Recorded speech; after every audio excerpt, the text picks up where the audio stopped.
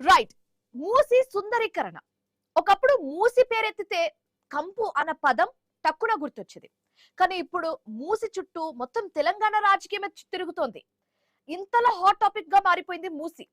అయితే మూసి ప్రాజెక్ట్ కి సంబంధించి మూసి సుందరీకరణ ప్రాజెక్ట్ కి సంబంధించి ఇప్పుడు చాలానే డౌట్స్ రేజ్ అవుతుంది. ఇటు ప్రతిపక్షాలు కానివచ్చు లేదా ఇటు జనాల్లో కానివచ్చు, అందరిలో కూడా చాలానే డౌట్స్ రేజ్ అవుతుంది. దానికి ఒక రీజన్ కూడా ఉంది. అదేంటంటే ఒక్కొక్క నేత ఒక్కొక్కసారి ఒక్కొక్కలాగా ఒక్కొక్క పూటలో ఒక్కొక్క మాట చెప్తున్నారు కాబట్టి.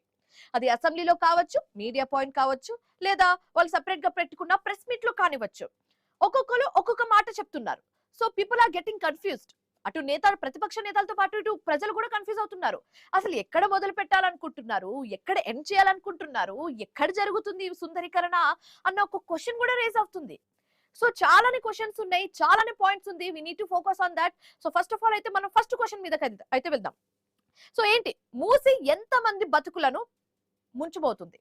ఎస్, ఎంత మంది బతుకులను మనం చూసాం. హైడ్రా పేరుతో అని అక్కడ ఆ నది చుట్టుపక్కల ఉన్న నిర్వాసితులను గాని అక్కడ నుంచి వెంటనే ఖాళీ చేసేయాలని, ఇళ్లను కూల్చవేయడం కానీ మనం అంతా చూసాము. ఎందుకు ఇవన్నీ అని అడిగితే మూసి సుందరీకరణ అంటున్నారు. బట్ దానికి బీజేపీ అండ్ అలాగే బీఆర్ఎస్ కూడా ఒక ఆల్టర్నేట్ వే చెప్తున్నారు, కానీ ప్రభుత్వం వినిపించుకోవట్లేదు. అయితే అక్కడ ఏంటంటే మూసి ప్రాజెక్ట్ పేరుతో మొదటి ఫేజ్ లో చేపట్టబోతున్న అభివృద్ధి పనుల్లో దాదాపు 21 కిలోమీటర్లు అన్నారు. ఇదంతా ఫస్ట్ 21 కిలోమీటర్లు ఉంటుందని చెప్పారు. తర్వాత ఇదంతా ఒకేసారి ఒకే దశలో అన్ని చేపడతామని చెప్పడం జరిగింది. కానీ కట్ చేస్తే సీన్ అంతా మారిపోయి ఈ మూసి సుందరీకరణ ప్రాజెక్ట్ అనేది 2 దశల్లో మేము పూర్తి చేయబోతున్నామని ప్రభుత్వం చెప్పడం జరిగింది.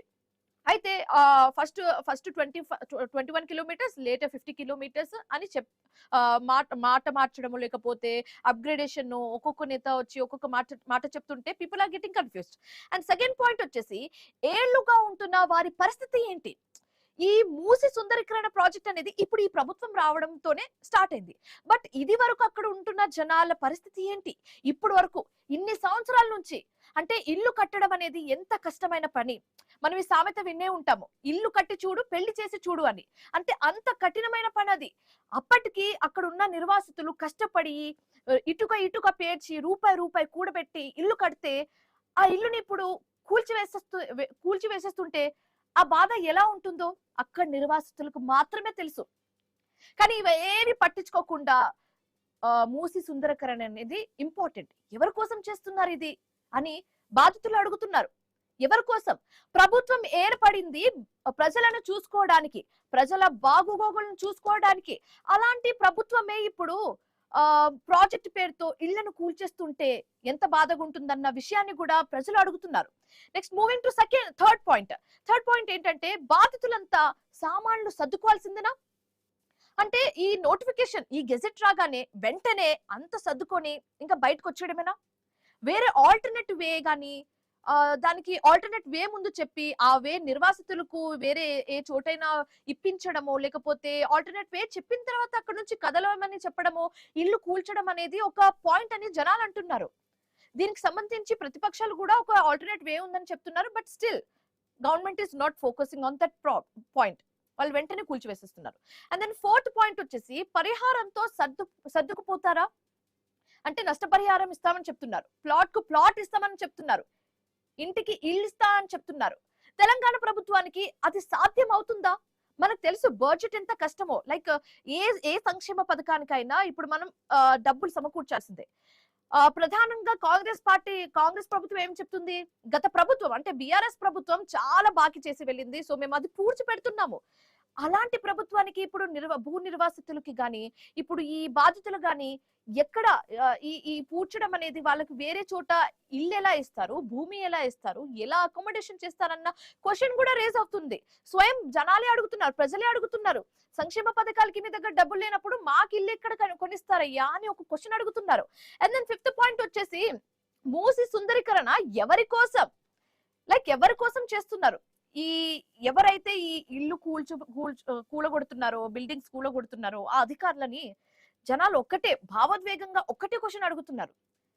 అసలు ప్రభుత్వం పనిచేసేదే జనాల కోసం, మా కోసం, మేము కష్టపడి కట్టుకున్న ఇల్లుని మీరు కూల్చేస్తున్నారు. ఎవరి కోసం? కాంట్రాక్టర్స్ కోసమా? ఎవరి కోసం కూల్చేస్తున్నారన్న సూటి ప్రశ్న అడుగుతున్నారు జనాలు. వి నెవర్ ఎక్స్పెక్టెడ్ దిస్, కానీ అవుతుంది. ఏం చేస్తాం, అలాంటి సిచ్యువేషన్ ఏర్పడింది. Then 6th one is project ఎక్కడ మొదలైంది, ఎక్కడ ఎండ్ కాబోతుంది. ఎప్పుడో స్టార్టింగ్ నుంచి వింటున్నాం, చూస్తున్నాము. ఫస్ట్ ఒక దశలోనే అన్ని ప్రాజెక్ట్ కంప్లీట్ అయిపోతుంది. మొత్తం 50 కిలోమీటర్ల వరకు ఈ ప్రాజెక్ట్ ని మనం నిర్మించబోతున్నామని ప్రభుత్వం చెప్పడం జరిగింది. తర్వాత 2 దఫాలుగా ఈ ప్రాజెక్ట్ ని నిర్మించబోతున్నామన్న ప్రతిపాదనను తీసుకొచ్చారు. ఓకే ఓకే, ఒక ప్రాజెక్ట్ కంప్లీట్ చేయాలంటే అటెస్టేజ్ అవ్వదు, దాన్ని దశలుగా మనం డివైడ్ చేయాలి. డిపిఆర్ ఏది? అసెంబ్లీలో సమావేశాల్లో కూడా అడగడం జరిగింది, వేర్ ఇస్ ద డిపిఆర్. ప్రభుత్వానికి గాని, ప్రతిపక్షాలకు గాని, ప్రజలకు గాని ఒక రఫ్ ఐడియా ఉండాలి. ఎక్కడ మొదలు పెడుతున్నారు, ఎలా కంటిన్యూ అవుతుంది, ఎక్కడ ఎండ్ కాబోతుంది అన్న క్వశ్చన్ కూడా రేజ్ అవుతుంది. సో జనాలు కూడా దీనికి ఈగర్ గా వెయిట్ చేస్తున్నారు, ఎప్పుడు ఎలా ఎండ్ కాబోతుంది. ఎండ్ అనేది తర్వాత సెకండరీ థింగ్, బట్ వేరే ఎక్కడ స్టార్ట్ కాబోతుందన్న ఉత్కంఠతో అందరూ వేచి చూస్తున్నారు. అండ్ దెన్ సెవెంత్ పాయింట్ వచ్చేసి, మధు పార్క్ ని కూలగొడుతున్నారా లేదా వెనక్కి తగ్గుతున్నారా? ఈ ఇష్యూ అనేది చాలా హాట్ టాపిక్ గా మారిందండి. కొన్ని రోజుల క్రితం అయితే మధు పార్క్ ని కూలగొడుతున్నారా లేదా తగ్గిపోయారా? గాంధీ సరోవర్ ప్రాజెక్ట్ లో భాగంగా మధు పార్క్ రిచ్ అపార్ట్మెంట్ సహా నిర్వాసితులందరికీ ఇంటికి వెళ్ళి స్థలానికి స్థలం ఇస్తామని చెప్పారు, అండ్ ఇల్లుకి ఇల్లు ఇస్తామని చెప్పారు. ప్రభుత్వం కేవలం ప్రాజెక్టులకే నిధులు కేటాయించి బాధితులకు టీడీఆర్లు కట్టిపెట్టేందుకు ముందుకు పోతున్నారన్న క్వశ్చన్ రేజ్ అవుతుంది. ఇదంతా పక్క ప్రణాళికతో జరుగుతుందా? టీడీఆర్లు ఇస్తే పరిహారం కింద ఒక్క రూపాయి కూడా ఇవ్వాల్సిన పని ఉందని ప్రభుత్వం భావిస్తున్నట్లుగా సమాచారం అందుతుంది. సో చూడాలి, పరిహారం అంటే ఎలాంటి పరిహారం వాళ్ళు ఇస్తారనేది చాలా పెద్ద క్వశ్చన్ ఇది.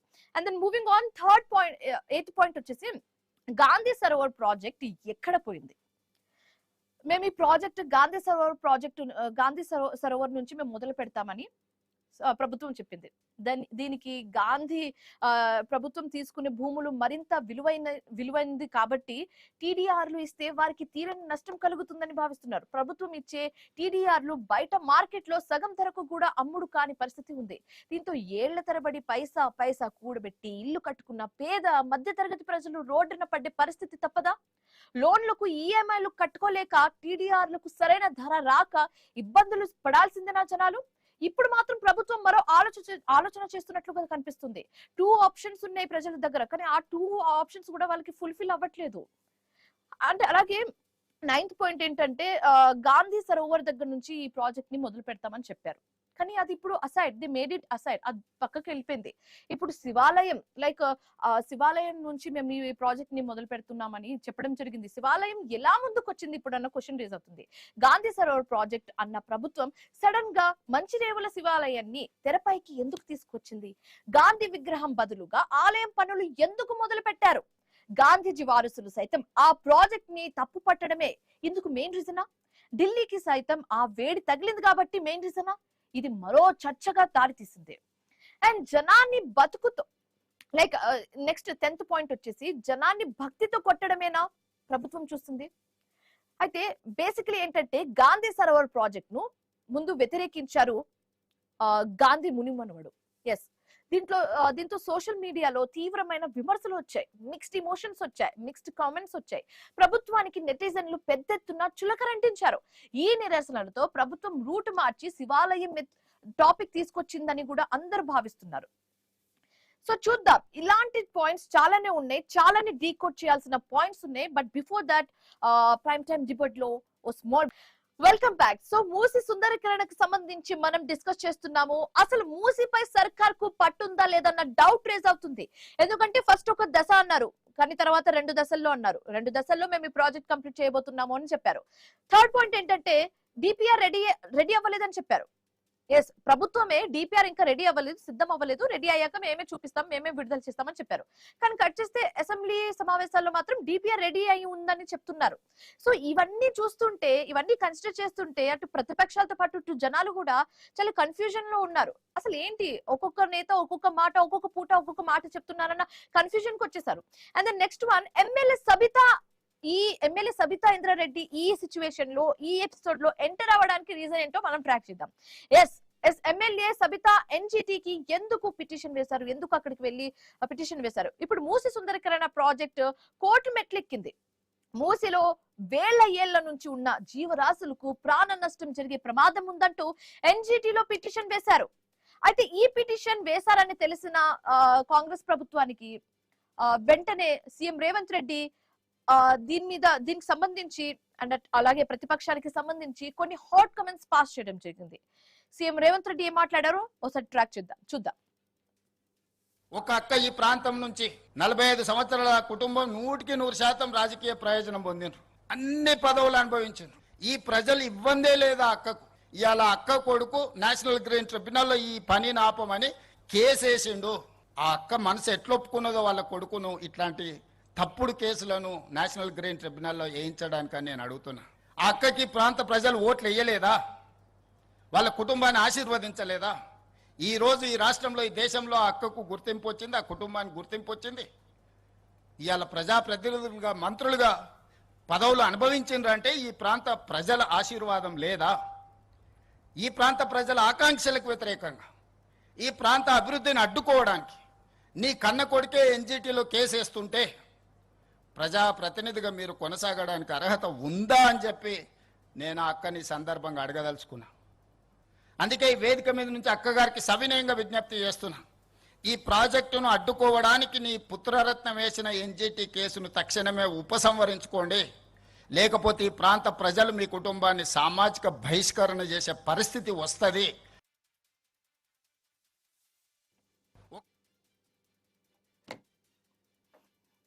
మూవింగ్ ఆన్ ఫాస్ట్ గా ఇంకొన్ని పాయింట్స్ కూడా ట్రాక్ అవుట్ చేసేద్దాం. ప్రభుత్వం ఎన్జిటికి ఏమని చెప్తుంది? అయితే పిటిషన్ వేసిన తర్వాత ప్రభుత్వం ఎన్జిటికి ఏం చెప్తుంది చూద్దాము. అయితే పిటిషన్ వేసి వారిపై సీఎం ఆగ్రహం వ్యక్తం చేస్తున్నారు. గతంలో కాంగ్రెస్ నేతలు కూడా అభివృద్ధి పనులపై కోర్టులో కేసులు వేసిన ఘటనలు కూడా ఉన్నట్లుగా తెలుస్తుంది. అండ్ దెన్ మూవింగ్ ఆన్, మూసీలో నదీ జీవరాశులు లేవా అన్న క్వశ్చన్ కూడా రేజ్ అవుతుంది. ఇది కూడా ఇంపార్టెంట్ క్వశ్చన్. అయితే వేల సంవత్సరాలుగా ఇక్కడ ఈ ఒక ఇయర్ కాదు, వేల సంవత్సరాలుగా పారుతున్న నదిలో వందల వేల జీవరాశులు మనుగడ సాగిస్తున్నాయి. అలాంటిది మూసి నదిలో కూడా జీవరాశులు ఉంటాయి కదా అన్న ఆలోచన కూడా వస్తున్నాయి. కొన్ని చోట్ల చేపలతో పాటు నీళ్లలో ఉండే క్రిమ కీటకాలు నాశనం వల్ల కూడా బయోడైవర్సిటీ దెబ్బతినదా అన్న క్వశ్చన్ రేజ్ అవుతుంది. నెక్స్ట్, మూసి సుందరీకరణతో జీవరాశుల పరిస్థితి ఏంటి? ఇప్పుడు ఇది మెయిన్. ఇప్పుడు సుందరీకరణ పేరుతో నదిని మొత్తం తవ్వేస్తే వాటి పరిస్థితి ఏంటన్న ప్రశ్న కూడా రేజ్ అవుతుంది. అంటే మట్టిలో జీవిస్తున్న జీవరాశులు మొత్తం నాశనం కావాల్సిందేనా అని హెచ్చరిస్తున్నారు పర్యావరణవేత్తలు. ఎందుకంటే జస్ట్ ఇమాజిన్, ఒక్కసారి నదిని తవ్వేస్తే నీళ్ళలో జీవించే జీవరాశులు ఉండలేవు కదా. అండ్ దెన్ హుస్సేన్ సాగర్ విషయానికి వస్తే, హుస్సేన్ సాగర్ లో జీవరాశులే అడ్డొచ్చాయా? తెలంగాణ రాష్ట్రం ఏర్పడిన తర్వాత అధికారంలోకి వచ్చిన బీఆర్ఎస్ హుస్సేన్ సాగర్ ప్రక్షాళనను చేపట్టింది. ఈ విషయం మనకు తెలుసు. అయితే హుస్సేన్ సాగర్ లోని నీటిని పూర్తిగా తోడేసి అడుగు భాగంలో సిమెంట్ తో బేస్మెంట్ నిర్మించి గోదావరి నీళ్లతో నింపుతామని ప్రభుత్వం ప్రయత్నించింది. దీంతో పర్యావరణవేత్తలు పెద్ద ఎత్తున ఆందోళనకు దిగారు. అసలు ఇలా చేయకూడదన్నారు. హుస్సేన్ సాగర్ లోని జీవరాశులపై ఆందోళన వ్యక్తం చేశారు. ఆనాడు వెనక్కి తగ్గిన ప్రభుత్వం ప్రాజెక్ట్ ను పక్కన పెట్టేసింది. కానీ ఇప్పుడు అలా లేదే. విపక్షాల విమర్శలు సర్కారుకు పట్టవా? ఇదే మెయిన్ క్వశ్చన్. ఇప్పుడు కూడా మూసి సుందరీకరణ పేరుతో చేపడుతున్న అభివృద్ధి వల్ల జీవరాశులతో పాటు వేలాది ఇళ్లు నేలమట్టం కానున్నాయి. రెండు వైపులా ఉన్న వారు నిరాశలు అయిపోతున్నారు.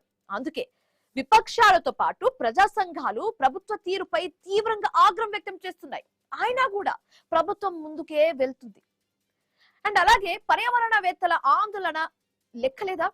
ఓకే, బీఆర్ఎస్ పార్టీ వదిలేచ్చు, బీజేపీ పార్టీ వదిలేచ్చు, జనాల గురించి వదిలేచ్చు, కానీ పర్యావరణవేత్తల గురించి ఏంటి? వేల సంవత్సరాల నుంచి నది గర్భంలో జీవిస్తున్న జీవరాశుల పరిస్థితి ఏం కావాలని ప్రశ్నిస్తున్నారు. వాళ్ళు ప్రభుత్వ తీరును తప్పు పడుతున్నారు. అయినా ప్రభుత్వం మాత్రం పర్యావరణవేత్తల ఆందోళన మాత్రం పట్టించుకోవట్లేదు. నెక్స్ట్ మూవింగ్ ఆన్, సర్కార్ కు జీహెచ్ఎంసీ ఎన్నికలే కీలకమా? పొలిటికల్ గా ఆలోచిస్తున్నారు. మూసి సుందరీకరణ ప్రాజెక్ట్ ను చేపట్టి ఎన్నికల్లో లబ్ధి పొందాలన్న నిర్ణయంతో ప్రభుత్వం ఉన్నట్లుగా తెలుస్తుందంట జనాలకి.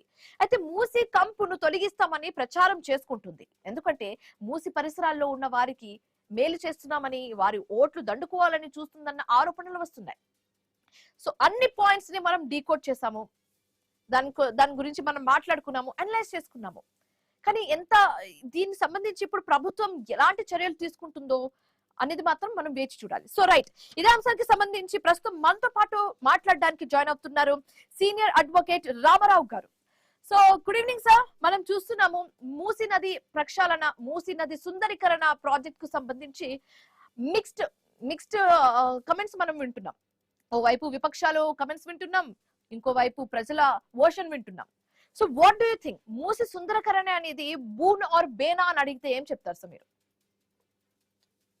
మూసి సుందరీకరణ అని చెప్తూ, మూసి ప్రక్షాళన అని ఒకసారి చెప్తూ, అదే విధంగా మూసిలో ప్రాజెక్టు కడతామని చెప్తూ, మూసి అభివృద్ధి చేస్తామని చెప్తూ, వివిధ కారణాలతో వివిధ రకాలుగా మూసి పరివాహక ప్రాంతంలో ఉన్న పర్యావరణాన్ని పట్టించుకోకుండా, అదే విధంగా వారసత్వ సంపద ఏదైతే ఉన్నదో సిటీ వాల్ కావచ్చు, లేకుంటే నిన్న ప్రారంభోత్సవం చేసిన గుడి కావచ్చు, 1600 ఏండ్ల కిందటి పురాతనమైన శిలలు ఆడ ఉన్నాయి.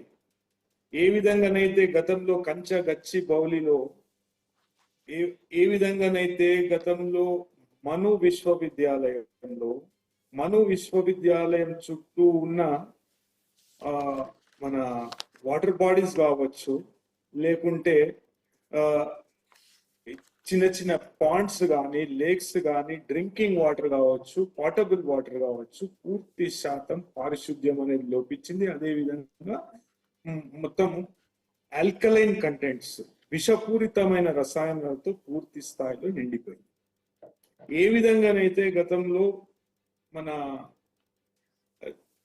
హైదరాబాద్ సెంట్రల్ యూనివర్సిటీకి సంబంధించిన భూములను కూడా పూర్తి స్థాయిలో ప్రైవేటు పరం చేసే ఆలోచన ప్రభుత్వం చేసిందో, ఏ విధంగానైతే విద్యార్థులు కావచ్చు, పర్యావరణవేత్తలు కావచ్చు, సామాజిక కార్యకర్తలు కావచ్చు, రాజకీయ నాయకులు కావచ్చు, వివిధ రంగాలకు చెందిన మన సమాజంలో ఉన్న వ్యక్తులు దాన్ని పూర్తి స్థాయిలో వ్యతిరేకించి నిరసన ప్రదర్శన చేయబట్టి, దానిపై నిరసనలు తెలియజేసి కోర్టుల దృష్టికి తీసుకుపోయి, అదేవిధంగా నేను ఏ విధంగానైతే జాతీయ మానవ హక్కుల కమిషన్ లో పిటిషన్ దాఖలు చేయడం జరిగింది, అదేవిధంగా రాష్ట్ర ఉన్నత న్యాయస్థానాన్ని ఆశ్రయించడం జరిగింది, అదేవిధంగా అత్యున్నత న్యాయస్థానమైన సుప్రీంకోర్టును ఆశ్రయించడం జరిగింది. కోట్ల చొరవతో గతంలో ఏ విధంగానైతే చంద్రబాబు నాయుడు పూర్తి స్థాయిలో 840 ఎకరాల హైదరాబాద్ సెంట్రల్ యూనివర్సిటీ భూములను ప్రైవేట్ పరం చేయడానికి ప్రయత్నం చేసిండో, అదే విధంగా అదే బాటలో నడుస్తున్న ప్రస్తుత చీఫ్ మినిస్టర్ ఆయన రేవంత్ రెడ్డి గారు అదే విధంగా పూర్తి స్థాయిలో రామారావు గారు, ఇప్పుడు ఇక్కడ ఒక డౌట్ ఏంటంటే, మీరు ఆ పిటిషన్ ని ఫైల్ చేశారు, ఓకే, బట్ ఇప్పుడు బాధితుల విషయానికి వస్తే, మీరు పిటిషన్ ఫైల్ చేసే ముందు ఎవరినైనా కలవడం జరిగిందా? బాధితులు ఎవరినైనా కలవడం జరిగిందా? వాళ్ళ పరిస్థితి ఇప్పుడు ఏంటి? అంటే ఉన్నపలంగా ఎన్నో సంవత్సరాల నుంచి ఉంటున్న వాళ్ళు ఉన్నపలంగా వెళ్ళిపోమంటే వాళ్ళ పరిస్థితి ఏమైపోవాలి? నేను మొన్న కూడా మాట్లాడడం జరిగింది, బాధితుల తరఫున మాట్లాడడం జరిగింది. అంటే బాధితులకు సంబంధించిన అంశాలను నేను ప్రస్తావించడం జరిగింది. అయితే గతంలో ఇప్పుడు ఏ చట్టమైనా కానీ రెట్రాస్పెక్టివ్ ఆపరేషన్ అనేది ఉండదు. అంటే ఇవాళ దినము ఒక వ్యక్తికి ఒక శిక్షను సూచించిందంటే, ప్రభుత్వం కావచ్చు, లేకుంటే న్యాయ వ్యవస్థ కావచ్చు, ఒక శిక్షను సూచించిందంటే, కొత్తగా ఒక చట్టం ఏర్పాటు చేసినప్పుడు ఆనాడు నుండి అప్పటి తర్వాత ఏమైనా కేసులు జరిగినాయంటే, లేకుంటే ఏదైనా నేరం జరిగిందంటే ఆ చట్టం అనేది దానికి వర్తిస్తుంది. దాన్ని retrospective operation, prospective operation difference. దాన్ని ప్రాస్పెక్టివ్ ఆపరేషన్ అంటారు. అయితే ప్రాస్పెక్టివ్ ఆపరేషన్ అంటే ఇక మీదట ఇట్లాంటి నేరాలకు పాల్పడితే, లేకుంటే మీదట ఇట్లాంటి ఉల్లంఘనలకు పాల్పడితే వీళ్లకు ఈ శిక్ష అనేది వేస్తాము అని చట్టం చెప్తుంది. అయితే ఇప్పుడు ఒక చట్టం చేయడం జరిగింది. అది గతంలో 9 మీటర్లు మాత్రమే బఫర్ ఉండేది. ఆ 9 మీటర్లను 50 మీటర్లు చేసి, 50 మీటర్లు మీరు కట్టుకున్న ఇండ్లు కావచ్చు, లేకుంటే semi permanent or permanent structure. ఇప్పుడు మధు పార్క్ చూడండి, మధు పార్క్ ఇష్యూ చూడండి. గతంలో అన్ని అనుమతులు ఉన్నాయి, అన్ని అనుమతులు ఎంత దారుణం అంటే, ఒక సీఎం అధికారికంగా దానికి విలువ లేదు అనే ప్రకటన చేస్తాడు. అలా చేయొచ్చా అండి? ఎవరైనా చీఫ్ మినిస్టర్ అట్లా చేస్తారా ప్రకటన? ఇంత దారుణం. రామారావు గారు, ఓకే, ఇప్పుడు మెయిన్ బాధితుల గురించి వీఆర్ టాకింగ్ అబౌట్ దెమ్ కాబట్టి వాళ్ళ గురించి ఒకసారి ఆలోచిస్తే వాళ్ళు అడుగుతున్న క్వశ్చన్ ఒకటే, ఎవరి కోసం ఈ మూసి సుందరీకరణ జరుగుతుంది? ఓకే, ఇప్పటి వరకు ఆ మూసికి ఇరువైపులు ఉన్న బిల్డింగ్స్ కానివచ్చు, ఇల్లు కానివచ్చు, అప్పుడున్న అనుమతులకి సంబంధించి వాళ్ళు కట్టేసుకున్నారు. ఓకే, ఇప్పటి వరకు జరిగింది ఓకే, పక్కన పెట్టేద్దాం. కానీ ఫర్దర్ గా ఫ్యూచర్ లో అలాంటివి జరగకూడదన్న చర్యలు తీసుకున్నా అయిపోయేది కదా. ఉన్న ఇళ్లని కూలగొట్టడం ఏంటని వాళ్ళు అడుగుతున్నారు. అంటే ఇది ఒక ప్రజా ఉద్యమానికి దారితీస్తుంది. ఉమ్, 100% ఇది దీన్ని ఒక రాజకీయ కోణంలో మాత్రమే చూస్తుండ్రు. అయితే ప్రజల ఇబ్బందులను ఎవరు పట్టించుకుంటలేరు.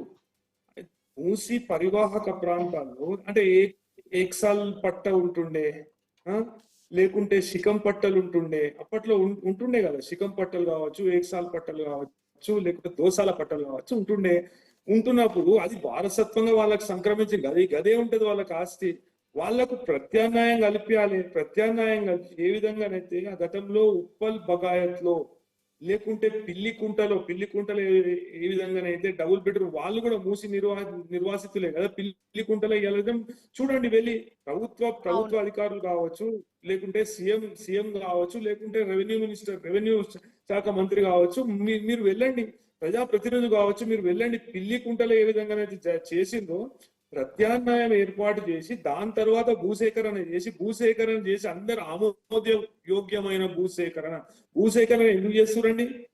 మొన్నటికి వెలుగుమట్లలో భూదాన్ భూములలో గరీబోళ్ళు గుడిసెలేసుకొని ఉంటే వాళ్ళను అక్రమంగా అక్కడి నుండి తొలగించిండ్రు, దారుణంగా హింసించిండ్రు, వాళ్ళ మీద తప్పుడు కేసులు అనేటివి రిజిస్టర్ చేయడం జరిగింది. అదే విధంగా మూసి నిర్వాసితుల మీద కూడా తప్పుడు కేసులు రిజిస్టర్ చేసుకుంటూ బలవంతంగా రాత్రికి రాత్రి ఒక హైడ్రా అనే ఒక సంస్థను ఏర్పాటు చేసుకొని ఎట్లా పడితే మొన్న కోర్టు మొట్టికాయలు వేసింది.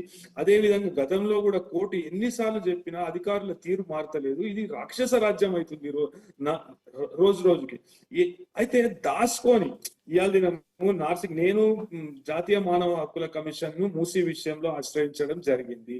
అయితే ఏ విధంగానైతే గతంలో హెచ్యు భూముల విషయంలో అసలు దాంట్లో గుంటనక్కలు ఉన్నాయనే గుంటనక్కల వ్యాఖ్య చేసిన రేవంత్ రెడ్డి గారు తర్వాత దానిలో ఇవన్నీ అని చెప్పిన మంత్రులు లేకుంటే ప్రజాప్రతినిధులు సుప్రీంకోర్టు దెబ్బతోని వెనుకకు తగ్గింది. సుప్రీంకోర్టు కలుగజేసుకొని దీనిలో ఎటువంటి కార్యక్రమాలు చేపట్టరాదు అని ఇంపాక్ట్ అసెస్మెంట్ సర్వే ఉండదా అండి? ఇంత రామారావు గారు, గతంలో మనం బిఆర్ఎస్ ప్రభుత్వం గురించి మాట్లాడితే గతంలో కూడా హుస్సేన్ సాగర్ కి సంబంధించి ప్రభుత్వం ఇలాంటిది ఒక డిసిజన్ తీసుకుంది. బట్ ప్రజలు ఎవరు ఒప్పుకోకపోవడంతో ఇలాగే మీలాగా అడ్వకేట్స్ కూడా పిటిషన్స్ వేయడంతో ఆ విషయంలో తగ్గారు. అండ్ దెన్ రీసెంట్లీ మనం హెచ్సియు కంచభూమిలో కూడా అలాంటి సిచ్యువేషన్ చూసాము. సో ఇలా 2 సిచ్యువేషన్ ని మనం చూసాము. సో ఈ మూసి సుందరీకరణ విషయంలో కూడా అలాంటి డిసిజన్ ఏమైనా తీసుకునే ఛాన్సెస్ కనిపిస్తుందా? వెనక్కి తగ్గే ఛాన్సెస్ ఏమైనా కనిపిస్తుందా? బిఆర్ఎస్ ప్రభుత్వం వెనక్కి తగ్గింది, ఇప్పుడు మొన్న కంచె భూమి విషయంలో కూడా కాంగ్రెస్ ప్రభుత్వం వెనక్కి తగ్గింది. సో ఇప్పుడు ఈ సిచ్యువేషన్ లో కూడా వెనక్కి తగ్గే అవకాశాలు ఏమైనా కనిపిస్తున్నాయి మీకు? గచ్చిబౌలి భూముల తర్వాత మీరు ఒక విషయం అంటే మీకు స్మరణలోకి రాలేదేమో, అంటే మర్చిపోయిందేమో, ఉర్దూ యూనివర్సిటీ భూములు 50 ఎకరాలు కూడా తీసుకుందామనే ప్రయత్నం చేసింది ప్రభుత్వం. అయితే దానిలో చుపా దిల్, పత్తర్ దిల్ అనే వేల సంవత్సరాల క్రిందటకు చెందిన శిలాజాలు ఉన్నాయని నేను జాతీయ మానవ హక్కుల కమిషన్ దృష్టికి తీసుకుపోవడం జరిగింది. అదే విధంగా పర్యావరణవేత్తలు కొట్లాడడం జరిగింది. ఏ విధంగానైతే వాటర్ బాడీలే లేవు అనే విషయాన్ని అసెంబ్లీ సాక్షిగా అధికారికంగా సీఎం చెప్పిండో, ఆ వాటర్ బాడీలను పీకాక్ లేక్ కావచ్చు, ఆ టర్టిల్ రాక్ కావచ్చు, అటువంటి శిలాజాలను అదే విధంగా వాటర్ బాడీస్ ను మేము చూపెట్టడం జరిగింది. ఇప్పుడు బిఆర్ఎస్ ప్రభుత్వం ఉన్నప్పుడు ఏదో ప్రయత్నం చేసింది, అది ఆగింది రామారావు గారు, మాట్లాడదాం, డిస్కస్ చేద్దాం, కంటిన్యూ చేద్దాం, కానీ ఒక షార్ట్ బ్రేక్ తర్వాత చూస్తూనే ఉండండి I news.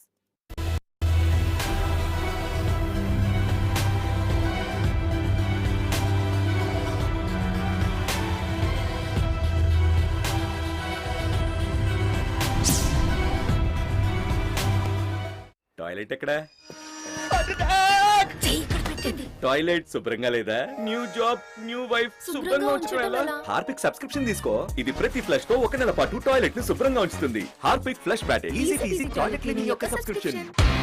At KLA Global Business School, we turn the students of today into the leaders of tomorrow. Global KL Business School. నేనేమో గుడ్డిగా నిన్ను నమ్ముతూ ఉన్నాను, నువ్వేమో నాకు తెలియకుండా నన్నే మోసం చేస్తున్నావా? మేడం, ఫినాయిల్ యొక్క స్ట్రాంగ్ స్మెల్ మనందరినీ మోసం చేసేసింది. ఇదిగో 10 గంటలు ఫ్రేగ్రెన్స్ అందించే శక్తి. ఇది ఎక్కువ శుభ్రతను అందిస్తుంది, ఇంకా జర్మ్స్ ను మెరుగ్గా తొలగిస్తుంది. మోసపోకండి, శక్తి బై లైజాల్ ఇంటికి తెండి. ఈ వేడి చెమట మండు టెండ. కెప్టెన్ కూల్, ఇప్పుడు కూడా ఎలా ఇంత cool? Captain cool, captain cool, captain cool, captain cool. వేసవిలో బాడీ కూల్ గా ఉంటే తప్ప మైండ్ కూల్ గా ఉండదు. అందుకే డెటాల్ ఐసీ కూల్. ఇది వేడి చెమట వల్ల వచ్చే జర్మ్స్ తొలగించి ఇస్తుంది 3 రెట్లు ఎక్కువ కూలింగ్. కెప్టెన్ కూల్ లాగా cool with Dettol icy cool. The captain cool with Dettol icy cool. ఎవరిని రుద్దాలని మీ ప్లాన్? టాయిలెట్ ను. కానీ మనం డిటర్జెంట్ తో బట్టలు కదా ఉతుకుతాం. లేదు లేదు, టాయిలెట్ నే కదా శుభ్రం చేస్తున్నాం. అయినా కూడా ఆలిపోయిన మరకల. ఇప్పుడు కొత్తగా తలతల్లాడుతున్నా ఏమైనా? హార్పిక్ ఉందిగా, దీని చిక్కని ఫార్ములా డిటర్జెంట్ తో పోలిస్తే 10 రెట్లు ఎక్కువగా మరకలను తొలగిస్తుంది. వాలిపోయిన మరకలు తీసేస్తుంది. ఇంకా ఎంత మంచి వాసన. సరికొత్త టాయిలెట్ కోసం హార్పిక్ ఉందిగా. హాయ్, నా పేరు అంకుష్. ఎసిడిటీ ద్వారా కలిగే మంటతో శాశ్వతంగా బాధపడుతున్నాను. ఛాతీలో మంట, గొంతులో మంట, కడుపులో మంట, అశాంతి. ఈ ఎసిడిటీ మంట కోసం చాలా సొల్యూషన్స్ చెప్పారు. అన్ని ట్రై చేశాను, కానీ రిలీఫ్ రాలేదు. అప్పుడు మా డాక్టర్ గావిస్కాన్ ట్రై చేయమని చెప్పారు. ఎసిడిటీ సిమ్టమ్స్ అన్ని మాయమైపోయాయి. ఇక ఇప్పుడు గావిస్కాన్ ఎల్లప్పుడూ నా బ్యాగులోనే ఉంటుంది. నిజంగా ఎసిడిటీ మంటకి అసలైన సొల్యూషన్ గావిస్కాన్. వావ్, ప్రియా, మమ్మల్ని ఇంప్రెస్ చేయడానికి ఇంత శుభ్రమా? మేముచ్చే ముందుగా శుభ్రం చేసావు కదా. లేదు, పొద్దున 9 గంటలకి చేసా. పరిమళం ఇప్పటిదాకా not possible. Not possible. Possible. కొత్త Lizol fresh and clean bathroom cleaner. ఎక్కువ థిక్, బాత్రూమ్ కోసం ప్రత్యేకం. ఇస్తుంది 10 రెట్లు శుభ్రత, ఇంకా 12 గంటల వరకు నిలిచే పరిమళం. Lysol fresh and clean bathroom cleaner. ఒకసారి శుభ్రం, నిలిచి ఉండే పరిమళం. ఈ మురికి స్లైడ్ రోహన్ ని ఆడుకోవడానికి పిలుస్తుందా లేదా ఎవరికి తెలుసు. ఇంకా రోహన్ కి జర్మ్స్ తో ఫ్రెండ్షిప్ దొరుకుతుందా లేదా ఎవరికి తెలుసు. ఈ మురికి నీళ్ల మరక రోహన్ పై పడుతుందా లేదా ఎవరికి తెలుసు. లైఫ్ లో ఎప్పుడేం జరుగుతుందో ఎవరికి తెలుసు. అందుకే నా నమ్మకం కేవలం డెటాల్. దీని 12 గంటల ప్రొటెక్షన్ జబ్బులని వ్యాప్తి చేసే జర్మ్స్ నుండి నా కుటుంబాన్ని రక్షిస్తుంది, ఇంకా రోజంతా ప్రొటెక్ట్ చేస్తుంది. డెటాల్ 100% నమ్మకం.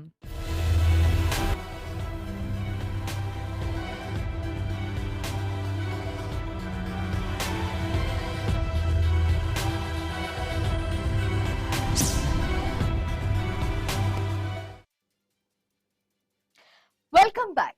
సో రామారావు గారు, ఇప్పుడు మీరు చెప్పండి, as we all know that మీరు ఈ మ్యాటర్ లో డైరెక్ట్ గా ఇన్వాల్వ్ అయి ఉన్నారు. Since you're involve in this matter, NHRC లో మీరు పిటిషన్ ఫైల్ చేశారు కాబట్టి ఇప్పుడు ఈ పిటిషన్ చూసిన తర్వాత అయినా ప్రభుత్వం వెనక్కి తగ్గుతుందా? And what's your demand? అంటే మీరు పిటిషన్ ఫైల్ చేశారు కాబట్టి ఎలా ఈ ప్రాబ్లం అనేది టర్న్ అవుట్ అయితే బెస్ట్ అని మీరు అనుకుంటున్నారు? నేను ప్రాథమికంగా మూసి అభివృద్ధి పేరుతో జరుగుతున్న పర్యావరణ విధ్వంసాన్ని ఆపాలని NHRCని ఆశ్రయించడం జరిగింది. అయితే ఏ విధంగానైతే నార్సింగి, రాజేంద్ర నగర్, మళ్ళా రామ్దేవ్ గూడ ప్రాంతంలో ఉన్న అత్యంత పురాతనమైన చెట్లను మొత్తం ఎట్లా వాడితే అట్లా కొట్టివేత కార్యక్రమం చేపడుతుందో ప్రభుత్వం, దాన్ని ఆపాలి, ఈ విధ్వంసాన్ని ఆపాలి.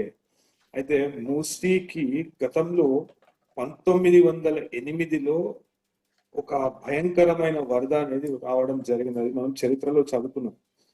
అయితే అప్పట్లో కొన్ని చెట్లను పరిరక్షించారు. ఏ విధంగా అయితే మనకు ఉస్మానియా హాస్పిటల్ కాడ సేవియర్ ట్రీ అనే ఒక చెట్టు ఉంటుంది. అయితే ఇది మొత్తం వారసత్వ సంపద, హైదరాబాద్ వారసత్వ సంపద. ఇది ఏ విధంగానైతే రిటైనింగ్ వాల్ ఉన్నదో అట్లాంటి వారసత్వ సంపదను ఎటువంటి అనుమతులు లేకుండా పూర్తిగా నాశనం చేసే ప్రక్రియ అనేది మొదలు పెట్టిండ్రు. ఇప్పుడు మెట్రో ఫేజ్ 2 విషయం తీసుకుంటే, నేను ఒక ప్రజా ప్రయోజనవాద్యం మెట్రో ఫేజ్ 2 విషయంలో నేను కంటెస్ట్ చేయడం జరుగుతుంది, నేను అప్పీల్ కావడం జరుగుతుంది. రైట్ అయితే రైట్ రామారావు గారు, థ్యాంక్ యూ దానిలో సో మచ్ మాతో పాటు జాయిన్ అయినందుకు అండ్ మీ ఒపీనియన్స్ ని మాకు తెలియజేసినందుకు. రైట్, సో ఇది మూసి సుందరీకరణకు సంబంధించి